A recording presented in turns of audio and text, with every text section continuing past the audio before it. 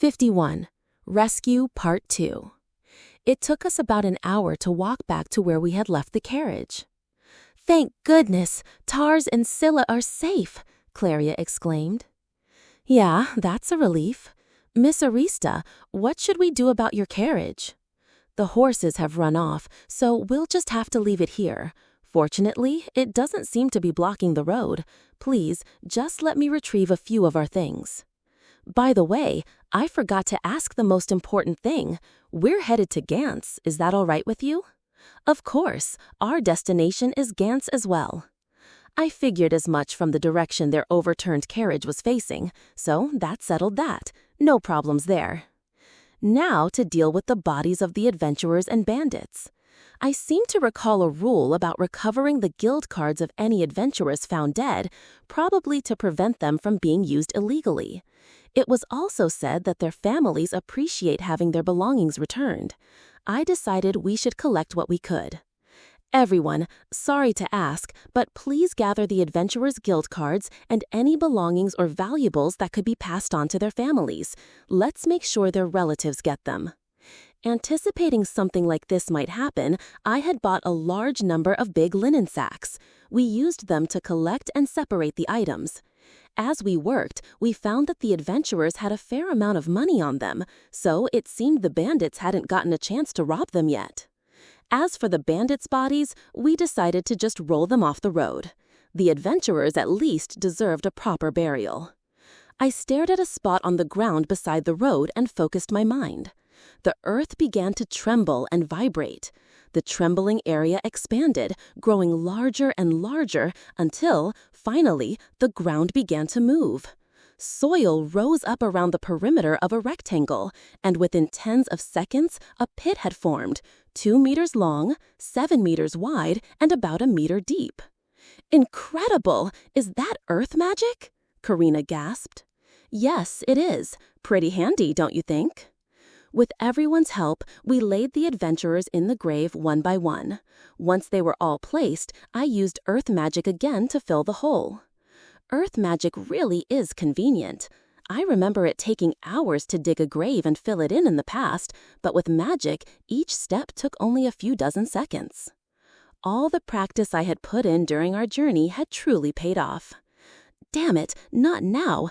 The drone detected a pack of 10 greyhounds. They hadn't noticed us yet. If we could just leave now, we might be fine. We hitched Tars and Scylla to the carriage and loaded all of the adventurers' belongings and Arista's party's luggage. They've spotted us. "Battle stations! Greyhounds!" The whole party immediately turned their attention to me. Using the hand signals we had practiced on our journey, I indicated the direction, number, and distance of the approaching enemies. They all nodded and began to prepare.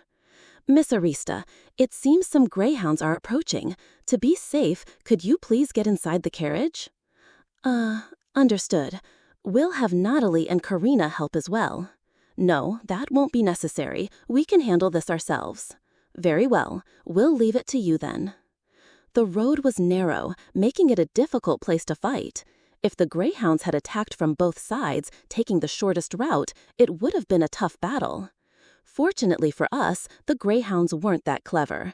They appeared on the road about 50 meters from the carriage, hesitated for a moment to watch us, and then charged all at once. Claria, Sharon, and Selena, who had plenty of time to prepare, each summoned 3 fire arrows and took them down one after another. The last one, which emerged late, had its head sliced off by Elna's wind cutter and collapsed. It seems there's not much for me to do these days. We should just collect the magic stones and get out of here. We managed to retrieve the magic stones with a reasonable amount of effort.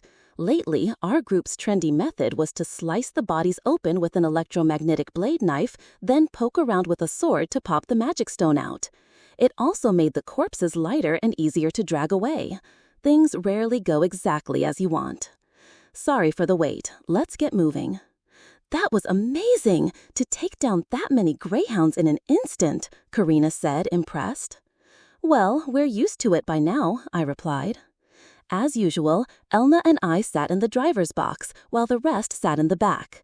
The seats in the rear faced each other, arranged for 3 people per side. You could squeeze in 4, but 3 was best for a comfortable ride. I had told Elna many times that I was perfectly capable of driving by myself and she should sit inside, but she stubbornly insisted on keeping watch from the driver's box, which had now become her regular spot. We had lost a lot of time. There was no way we'd make it to our originally planned campsite. I had several potential spots picked out along the road, so I checked them on my virtual window to find a good one. This place looks good. The carriage can make it down to the riverbank, and there's a spot where they could bathe. We men might not care, but the ladies would surely want to. More importantly, there were no other good spots we could reach before dark. It was just past 3 in the afternoon. We could be there by 4. Since we had time, I decided I'd cook rice for the first time in a while. And if we could catch fish, it would be sushi, salmon sushi. Even if we didn't catch anything, we still had leftover meat from the big boar we hunted yesterday, so I could make boutadon, a pork rice bowl. Elna, I was thinking we could camp over there. What do you think? Looks like a good spot. There's a river, too. As I thought, Elna was also concerned about the ladies. We drove the carriage down toward the riverbank, but the large stones prevented us from getting too close to the water. This was as far as we could go. Alan, are we camping here for the night? Yeah, doesn't look like there are any better spots ahead. You know this area well. It's true, there are no other campsites we could reach before dark, Karina noted. Well then, this is perfect. Let's make camp here. Would it be all right if we went to bathe first? We can help with the camp chores afterward, said Natalie. Of course, but don't worry about helping. In that case, I will stand guard for your safety, Elna offered. And we'll make sure Alan doesn't try to peek, Claria added with a grin. How rude. I'm a gentleman. Thank you very much. We'll be in your care, said Karina. All right, I guess I'll get the campsite set up. My earth magic was evolving daily.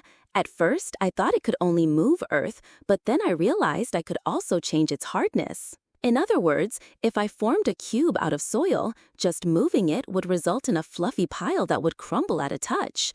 But if I imagined compressing it after moving it, I could create a solid, rock-hard cube. This meant I could even build small huts out of earth. However, while simply moving earth didn't consume much magic, the compression process was a real drain on my mana. Just now, creating 2 huts, each 3 meters long, 3 meters wide, 2 meters high, with 5-centimeter thick walls, required me to recharge with a greyhound magic stone for each, and I still used up all my magic. With just my own mana, I probably couldn't have even made one. The design of these huts was still a work in progress, with plenty of room for improvement. The current model had a single entrance, just big enough to crawl through. For ventilation and light, there were long, thin, 5-centimeter high slits, like peepholes on each of the floor walls. Inside, around the entrance, I created a groove where a separately made slab of earth could slide. So, once inside, you could block the entrance by sliding the slab into place. If you put an obstacle in front of it, you had some basic security. The huts were sturdy enough that a simple kick wouldn't do anything, but a running, 2-footed flying kick would probably break them. In the end, even hardened earth is still just earth. Making the huts any larger would reduce their strength, so I had settled on the current size. Still, the huts were quite popular, with everyone saying they felt much safer than in a tent. Ever since I learned to make them, I'd been building them every night. It was excellent practice for my earth magic. Since we had guests today, I made a total of 4 huts. That used 2 greyhound magic stones. The guild buys greyhound magic stones for 400 guineas each, so tonight's lodging cost us 800 guineas. It might sound ridiculous, but considering we'd hunted a total of 18 greyhounds today, 8 in the morning and 10 in the afternoon, it was a necessary expense. Next up, the toilet. This was naturally much simpler than the huts. It was just a 3-walled enclosure, 1.5 meters long, 1.5 meters wide, 2 meters high, with no roof. A blanket served as the door for the open side. In the center was a U-shaped seat, and directly beneath it was a very deep pit. To use it, you'd enter and pull down the blanket, which was usually kept rolled up. This blocked the view from outside. After sitting on the U-shaped seat and doing your business, you toss some of the piled-up dirt next to the seat onto the waist, then roll the blanket back up. A lowered blanket meant occupied. The first time I made one of these as a test, it was an even bigger hit than the huts, and it became a mandatory part of our campsite. And even though I was the only man, they quickly established a rule that I had to make two, one for men and one for women, and that they had to be built a good distance apart. Selena, what are you doing? I had just finished creating one toilet with earth magic when I heard a cry that sounded like a scream from Claria. What's wrong? It was an insectoid bug, a big beetle type, about 20 centimeters long. Nasty. Did you kill it? Of course. Good. Well done. Well done. Alan, Selena just stomped on a huge bug. So I heard. What's the matter? Why are you yelling? What? She stomped on a bug that was just walking by. Of course she did. You kill insectoid bugs on sight, don't you? That's normal. Huh? Normal? Claria shot a look at Sharon as if seeking her agreement. She's right. You're supposed to kill insectoid bugs on sight. In fact, you have to. What? Is that so? Of course. What's gotten into you, Claria? I'm sorry. It just surprised me. I see. On many planets within the Empire, humanity had exterminated large insect species because dealing with them one by one was a pain. On this planet, it seemed we had no choice but to do it the hard way and stomp them out. By the time I'd finished making the second toilet, the women had returned from their bath. They stared in amazement at the suddenly appeared accommodations.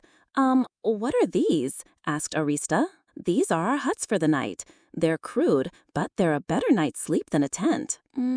I see. You made these with earth magic too? Asked Karina. That's right. Pretty useful, isn't it? Please, go on inside and have a look. You must all be exhausted.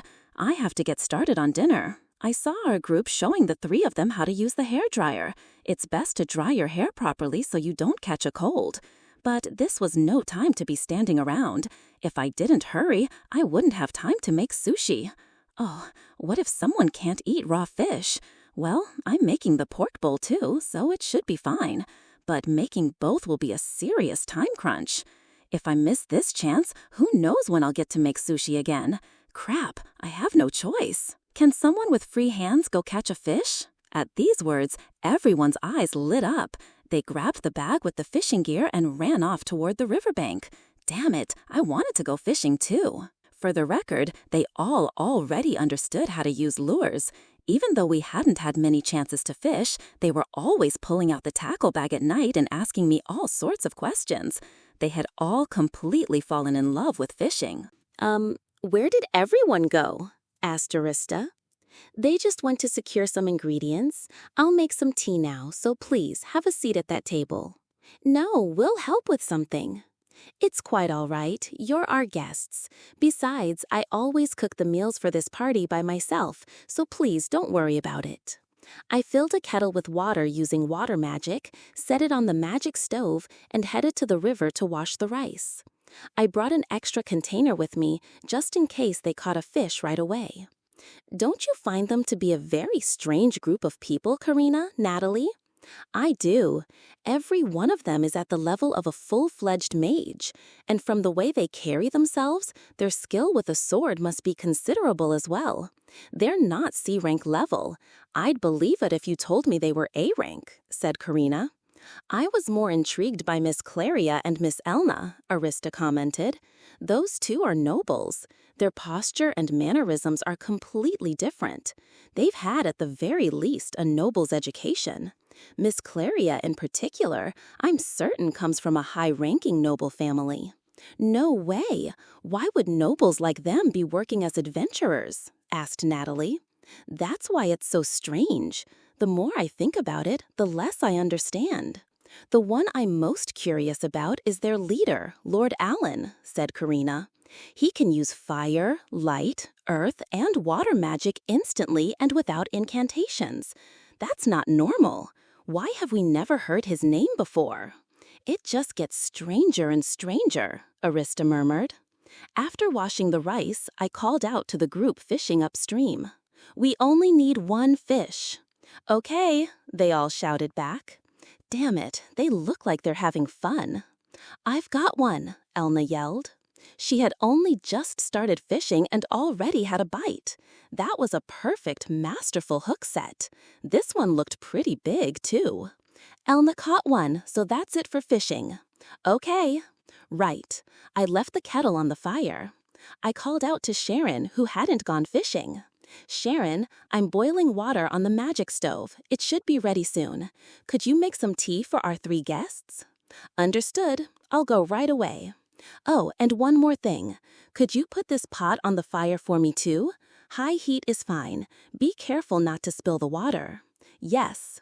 The salmon Elna caught was, as expected, huge, about 80 centimeters long. This must be the regular size around here. I quickly filleted the salmon into 3 pieces, put it in the container, and headed back to the camp. It looked like everyone was having tea and chatting. The rice wouldn't be ready for a while, so I decided to prepare the sushi toppings first. I took the fillets and sliced them into slightly large pieces for the nigiri. It was beautifully fatty, good enough to be called toro salmon. 1 salmon was more than enough. I ended up with a huge amount of sushi toppings. Oh well, I could use the leftover meat to make salt-grilled salmon. All right, the massive pot of rice was cooked.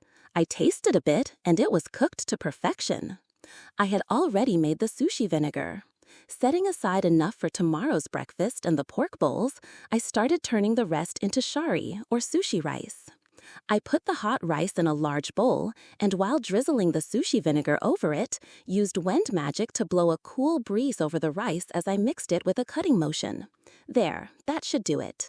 I set it aside to cool. While that cooled, I'll make the topping for the pork bowl. The ingredients were simple, just big boar belly meat. There are many kinds of bouton, but I was short on time, so I decided to make one with a sweet and savory sauce. First, I seared the bite-sized pieces of belly meat. Once they were lightly browned, I set them aside on a plate. I simmered soy sauce, sugar, and sake in the pan. As the water evaporated, the sauce thickened, and as I cooked it down further, it began to bubble and become syrupy. At that point, I returned the meat to the pan and coated it in the sauce. That looks about right. The sweet, savory, and glossy bouton topping was complete. Okay, the shari was cool. It was finally time to make the sushi. Oops, I noticed that everyone at the table had turned their attention to me at my workstation. They looked extremely curious about what I was doing. It had been a while since I'd made sushi. I went through a phase where I was so obsessed that I even bought and updated a data book called How to Make Sushi. After washing my hands thoroughly, I took a small amount of shari, pressed it, and shaped it. I placed a slice of fish on top, pressed it again, and it was done. It's a shame I don't have any wasabi. I'll have to find some one day. I continued, making more and more. Wow, I ended up with a massive amount of sushi, probably about 80 pieces. People might get bored of the same flavor. Wait, maybe I could sear half of it to make a buri toro salmon. To sear it, I'd need a torch. Could I replicate a burner with my fire spell? Maybe I could do it by imagining a mixture of air and mana. I'll start with a normal fire spell and try to modify it. Nanom, assist me. Gradually, the quality of the flame began to change. I could hear a faint whoosh sound. The color was changing. This is good. It was getting closer to the color of a burner flame. Yes, this is it. A blue flame, over 5 meters long, roared toward the sky. The heat was incredible.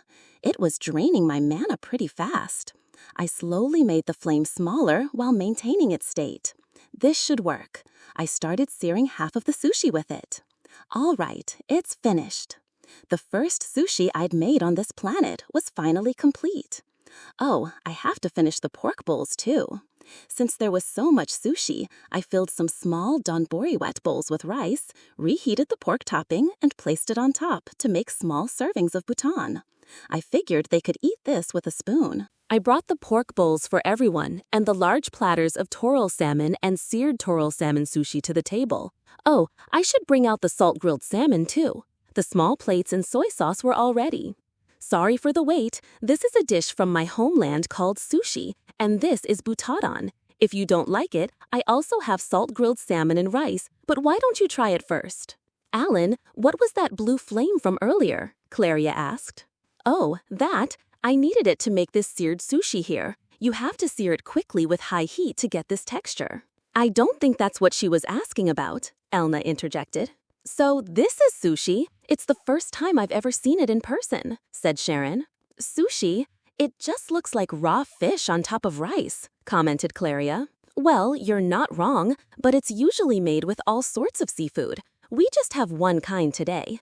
Anyway, let's eat. In my homeland, it's an old custom to eat this dish with your hands. If you don't mind, why don't you try eating it by hand? I hadn't prepared chopsticks today, so eating by hand was the only option. No one seemed to mind, so I created some water with water magic for them to wash their hands. All right, I'll show you how it's done. You take a piece of sushi, dip the fish side in a little bit of this soy sauce, and then you just eat it. I demonstrated by popping one into my mouth. Ah, delicious! This is it. The lack of wasabi is the only flaw, but man, this is good. The rich flavor of the fatty salmon, the soy sauce, the vinegared rice, the combination is perfect. I was reminded once again that for me, sushi is in a class of its own. Claria and the others were used to raw fish, so they began to pick up the sushi without hesitation. Delicious! I never knew sushi could be this good, said Selena. This is truly delicious. It really is just fish on rice, but it's so good. The rice is flavored, isn't it? Said Claria. With my party members praising it so highly, our 3 guests seemed willing to give it a try. Eating raw fish? Lady Arista, I will try it first, said Karina. She reached for a piece of salmon, carefully dipped it in soy sauce, and brought it to her mouth. Her eyes widened. Well, how is it? Arista pressed. Karina slowly swallowed the salmon, then reached for a piece of the seared salmon. She dipped it in soy sauce, immediately popped it into her mouth, and chewed with a serious expression. After swallowing that one, she reached for another piece of the regular salmon. Karina, I'm asking you how it is. Ah, Lady Arista, it's magnificent. To think something this delicious existed. Hearing that, Arista and Natalie scrambled to grab a piece for themselves. My goodness, how can raw fish be this delectable? Exclaimed Arista. It's delicious, Natalie murmured. Alan, this butadan is also sweet and delicious, chimed in. Hearing that, the others started on the pork bowls. Delicious, delicious, they all said. The butadan was also a big hit. The butadan was indeed delicious. I had used the sharpness of the electromagnetic blade knife to slice the belly meat paper thin. The rich sauce and the juices from the pork belly combined to create a dish that made you want more rice. I thought the toral salmon might be too rich to finish, but it disappeared in an instant. The sushi was a huge success. Everyone finished their pork bowls too. Mr. Allen, thank you for the wonderful meal. I've never eaten anything so delicious in my life, said Arista. I'm glad you enjoyed it. Ugh, I ate too much again, moaned Sharon. Do you always eat meals like this? Karina asked. Well, I suppose so. I can't think of a single meal Alan has made that wasn't delicious. That's true, the others agreed. I'm quite envious, said Arista. It was now completely dark. We were taking a breather while sipping our after-dinner tea. Everyone, I must apologize for not explaining our circumstances sooner. Not at all. It's been a very difficult day for you all. The truth is, I am the daughter of Silas, the head of the Commerce Guild in Gaunt's. Lady Arista, are you sure you should be telling them this? It's fine. These people can be trusted. There is no problem. I see. So you're the daughter of the Commerce Guild master. Then Mrs. Natalie and Mrs. Karina are your attendants, I take it. That is correct. I see. The only guild master I knew was Carla from the Mages Guild, but the Commerce Guild was probably on a much larger scale. Arista must be a very important young lady. A silence fell over the group. Could it be, Lord Allen, that you do not know of Lord Silas? Is he famous? He is Silas, the master of the Gaunt's Commerce Guild, Karina said, as if that explained everything.